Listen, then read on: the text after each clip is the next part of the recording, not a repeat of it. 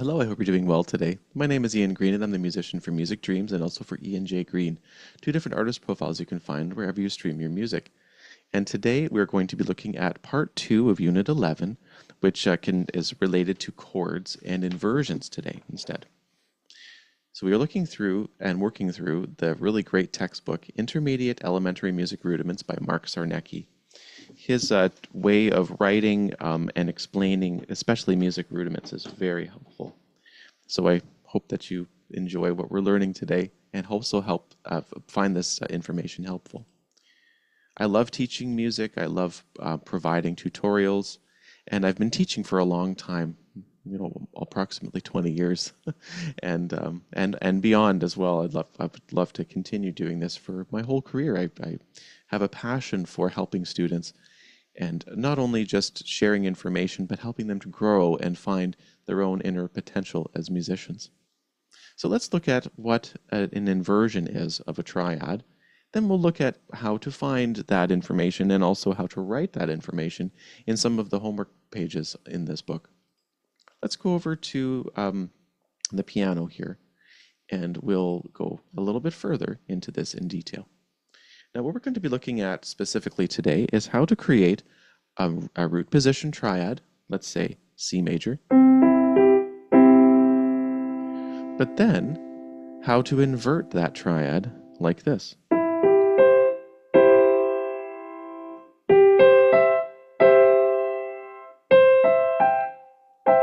So you can see how each time the triad is played, C, E, G, E, G, C, G, C, E, the quality or the sound of those notes is the same. It's the same triad, the same major sound, but the order of the individual notes in that triad has been switched.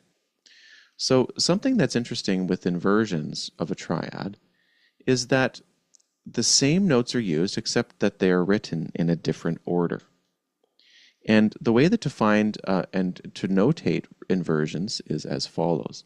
If we go C, E, G, C is the root in the C major triad.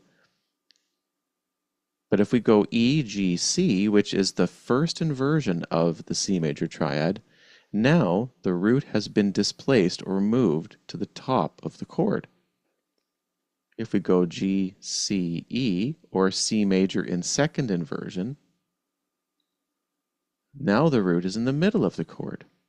And the other first note, in the first inversion, the E has been displaced up an octave.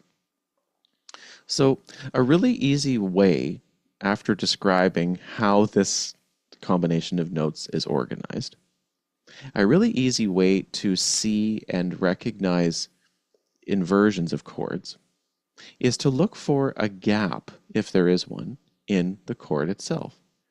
So you can see here, there's a gap between these two notes on the top of the first inversion chord. There's an interval of a fourth.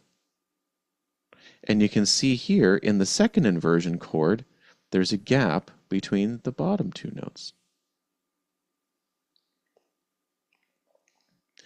So that is really helpful because if you see where that gap is, that helps to find those notes and also know what inversion you're using. Then if it's kind of a tricky example with a lot of sharps or flats in it, then you can first of all see what the inversion is and then change whichever note needs to be changed to put that chord or triad back into root position. Because as soon as we've put the chord into root position, then you can decide on the quality, the type of chord it is, if it's major, minor, or augmented or diminished or whatever it is, especially as a triad or a three-note chord. So what we can do is actually look at a couple of the examples together on page 75, which outlines different inversions.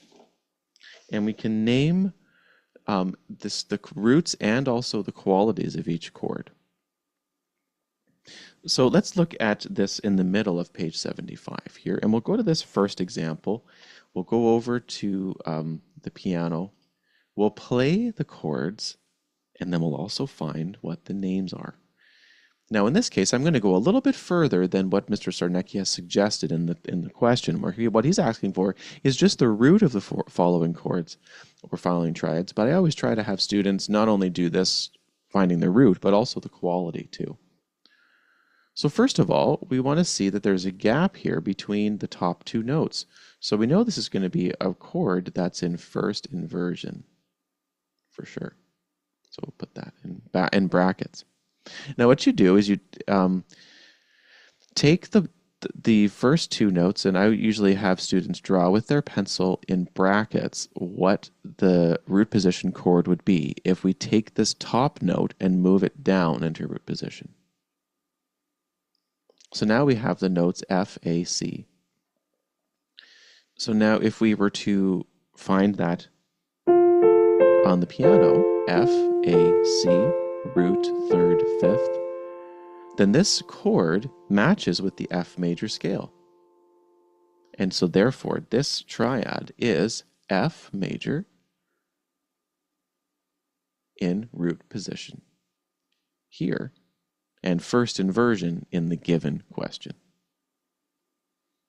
Let's go to the next one. We have B flat, E flat, and G. Now, if we were to see this, we see there's a gap on the bottom of the chord, so we know that this is a second inversion. So we'll put that in brackets just for now. So what we want to do then, as I suggest with my students, is to rewrite two of the notes and then displace or move the bottom note, now in this case, up to the top. So now the chord we have is E flat, G, B flat. Now if we think of the E flat major scale, where we now can find the root, then the E flat major scale has three flats based on the circle of fifths. And so the E flat, G, B flat chord combination is E flat major. But the specific inversion of this chord is second inversion because of the gap there is between the bottom two notes. Now let's look at this next one. And this one does not have an inversion. This is in root position.